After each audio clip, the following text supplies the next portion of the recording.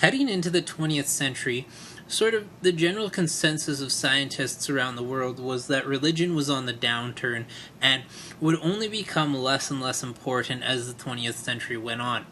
A lot of philosophers and ideologues criticized religion. Karl Marx called organized religion the opium of the masses.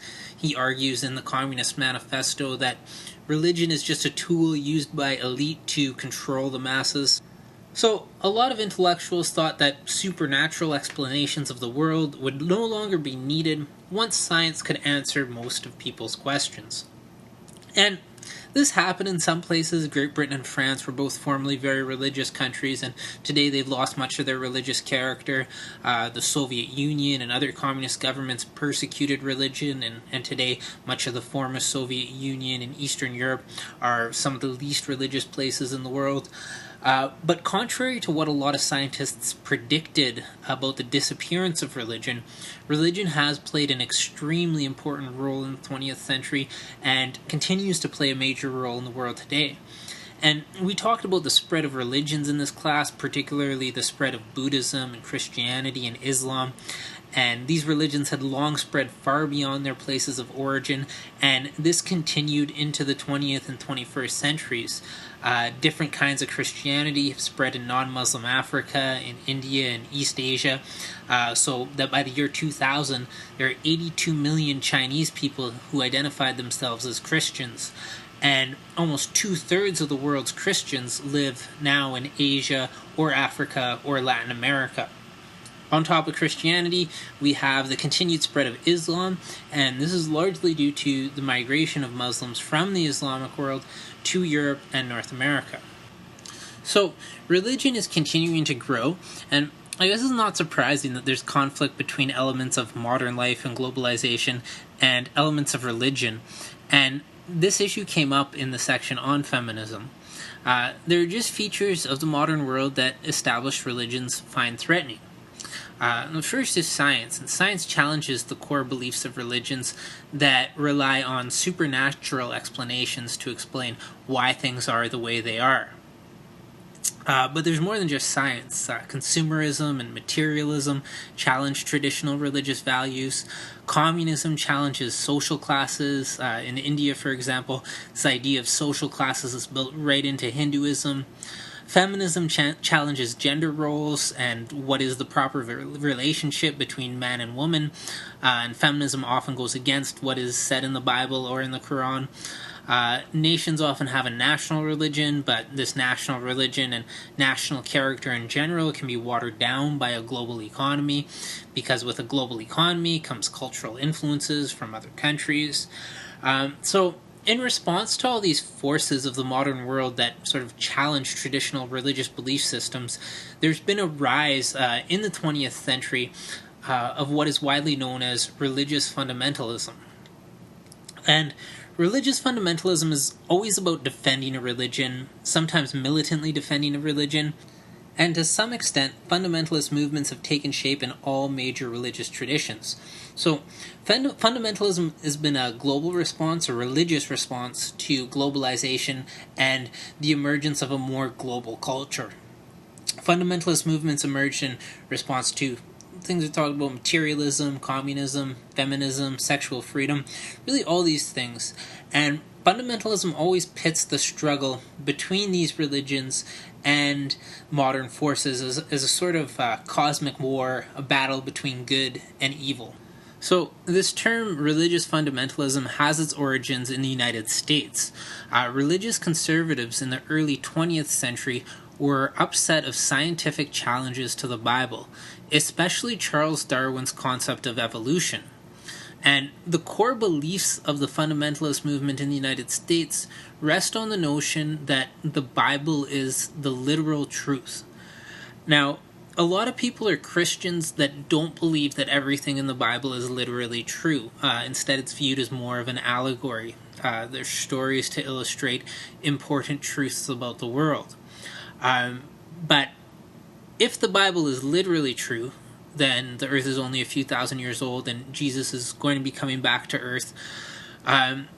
So the fundamentalist movement really hinges on this idea that the Bible is infallible or Scripture is infallible.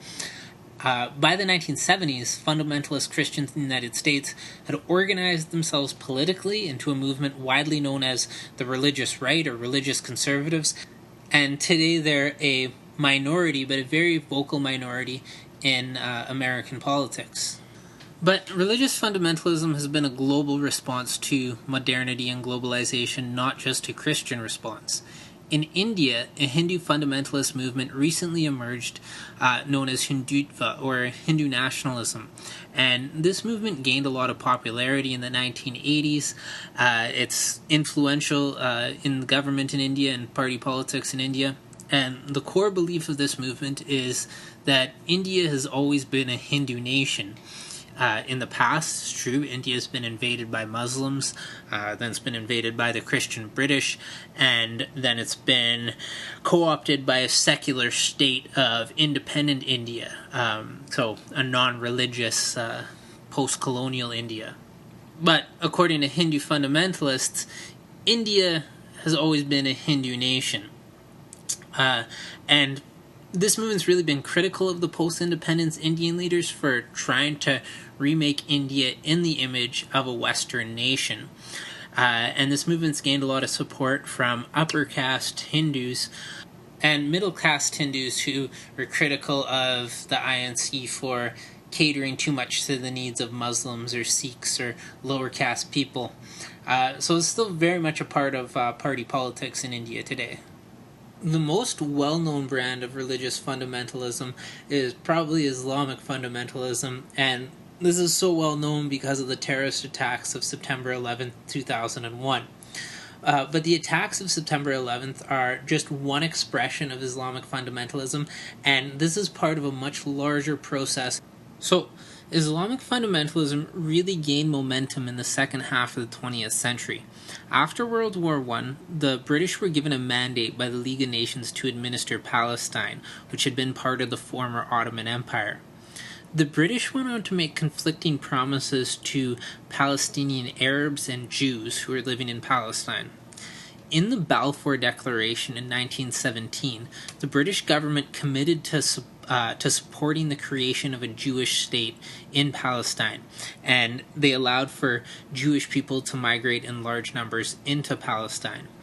The Arab Palestinians saw British rule and Jewish settlement as new forms of imperial control, and Jewish migration to Palestine really increased because of the Nazi persecution of the Jews. A lot of Jews fled to Palestine.